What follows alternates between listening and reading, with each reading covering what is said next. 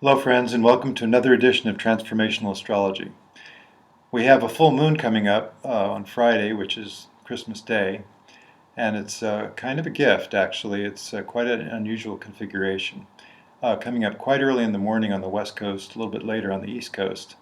And we'll take a look at that full moon and see what it has to offer. Don't forget, by the way, to subscribe to the YouTube channel, which you'll see below this recording screen. And you can go ahead and give us your approval or appreciation by signing up, and we'll know how many people are listening to us. Okay, thanks very much. Here we go. Well, here we have the chart of the Christmas morning full moon, and you can see the sun at 3 degrees of Capricorn, directly across from the moon at 3 degrees of Cancer in its own sign. And that does bring up the point that we are going from outer to inner in the modalities of these archetypes for this full moon. The 10th house, Capricorn, the natural 10th house, is associated with outer achievement, with being out there in the world, making things happen, getting the recognition for that. Meanwhile, the moon, which is located down at the bottom of the chart, the nadir of the chart, is actually in the natural sign of Cancer, which belongs there. For this natural set of houses that we're doing, we're not showing the ascendant, which changes from location to location. For the west coast, the ascendant is at 9 degrees of Scorpio. But we're using Aries as the focal point of the beginning of this chart. We're doing one sign per house, whole sign houses for an Aries natural house chart. So we see the sun in Capricorn up here at the top of the chart, where symbolically it does reside. Being outer, being achievement-oriented, being socially oriented. The higher purpose of Capricorn is actually the betterment of society. When Capricorns are unevolved, they may be a little bit more competitive, seeking advantage, seeking recognition, accolades, toys. But once there's a spiritual evolution that takes place, then Capricorn really is a sign that is all about improving the situation for everybody and for the social matrix, the surrounding social matrix. Meanwhile, the moon, being in Cancer, being opposed, that is more the inner, the feeling center, isn't it? The most terrific businessman just doesn't display very much in the way of feelings, except as is politically expedient for him or her. Whereas the feelings that go along with Cancer are deep, very emotionally involved, with other people, with their own emotions deep down inside. So that's a contrast. Another contrast that we can see in this chart is we can see Mars opposite Eris, the new planet Eris, which is located at 22 degrees of Aries. And you might remember that the new moon, Mars was exactly opposite to Uranus. Now it's moved a little bit further along and is not an exact opposition, but a pretty close opposition to the new planet. And not only that, but Mars at 24 degrees of Libra, Venus at 24 degrees of Scorpio, Mercury at 22, Capricorn, and also a very important stationing presence of Jupiter. Jupiter is just getting ready to station retrograde next month. So at 22. So you see there's quite a lot of aspects leading into Eris, which makes me refer back to Eris, the new planet that I've been researching, that I've written a book about called Eris, Revelations from the Astrological Eris is the subtitle of the book. The name of the book, of course, is the 10th planet. The 10th planet, or Eris, which has been shown in the research to be very powerful in charts. It's a cousin of Pluto. They're both the same astrological category, and they're both considered dwarf planets in the current astronomical categories. And so, you might think that it could be as important as Pluto in charts, and by George, it seems to be so. Eris really strengthens anything that it aligns with, so that the fact that Eris is aligned with Mars and Venus and Mercury and Jupiter does imply that this is a very intense time right now, which I've been talking about, this end of the year time, with Uranus and Pluto getting closer and closer.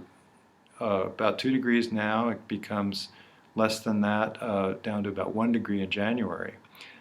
So this is a repeat of the intensity of the Uranus-Pluto that we've been seeing We've been talking about it for years now. I say that it characterizes this decade as it characterized the decade of the 60s when they were conjunct 40 years ago. So now that we have this opening square starting, Uranus has moved beyond Pluto, where it was in Virgo at the time, of course, and now is in the opening square position.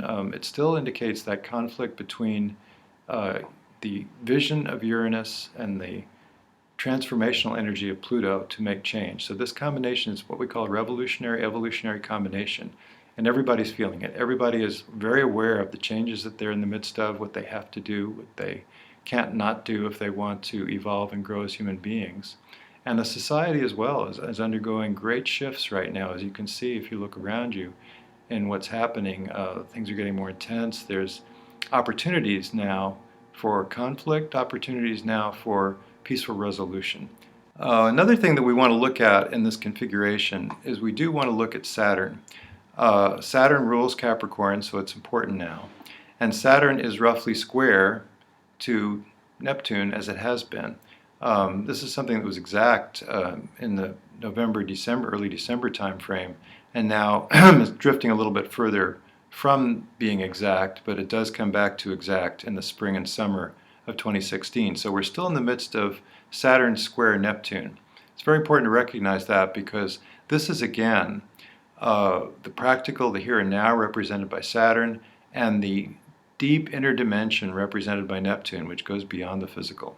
So we have quite a contrast there between where we can see our spiritual beings surrounded by the physical world, and we can recognize the physical world as our training ground for becoming more clear about who we are and what we're up to, and how we can manifest in this dimension, this reality, what is beyond this reality and what we really, the home that we really come from, the spiritual place that we really evolve from. So that's another very important factor in all this. And we can recognize too that Saturn and Neptune are bound together, as well as Saturn and Pluto, because we can look and see the parallel that exists between Saturn and Pluto. The declination of Saturn is about 20.5. The declination of Pluto, if we look on Pluto, is about 21. So they're about a half a degree apart, and they're considered very close connection, as though they were conjunct.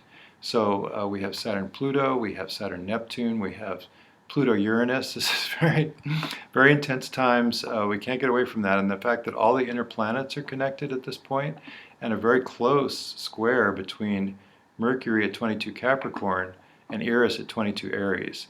So we're becoming more conscious of what it means to stand up for ourselves. Eris represents taking a stand, being a warrior, being a valiant warrior for what you most deeply believe in your soul purpose intention.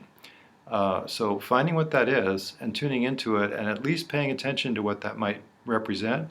And then when the opportunity arises and we see the chance that we have to move forward with our own lives, with our own evolutionary progress, and to take a stand for what we most deeply believe, as Bernie Sanders, for example, is doing. I mean, no matter how you feel about his politics, you can't help but feel that he's very sincere in what he's doing. He's really trying to change things, to articulate a way that everybody could benefit. And so that's what he's after, is a more equal. I'm not trying to make a commercial for Bernie, obviously, but he's very sincere about what he's up to, and his kind of crusade to make things better, to make a better world, a better society, especially here in this country, in America. So that's mostly what I have to say about this. It's a gift, as I say. Christmas is a gift.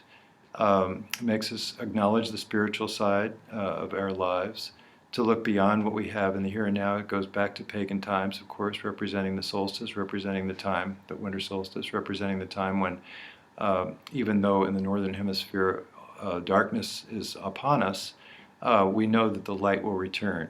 The evergreen tree being a symbol of, we know that there's new life underground that is going to come back.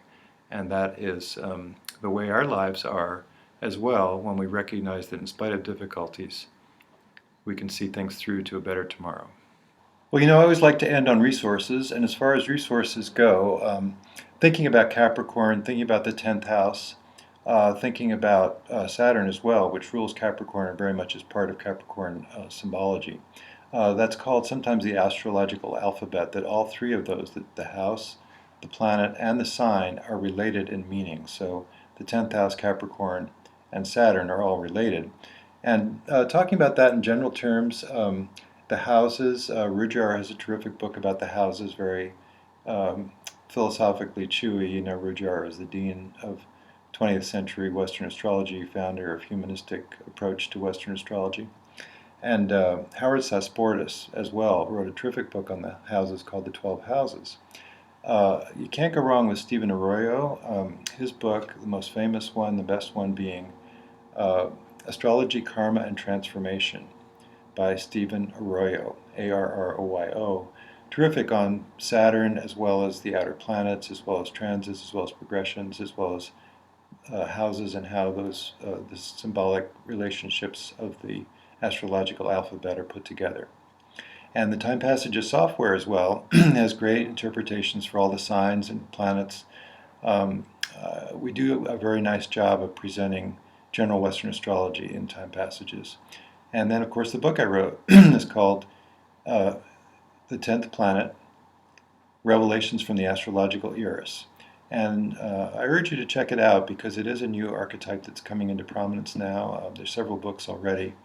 And it is going to be a powerful, I think, the next major Western archetype, a powerful influence when we look at it in charts. That's it. Have a nice weekend. Have a nice holiday, and see you in a couple of weeks. See you next year.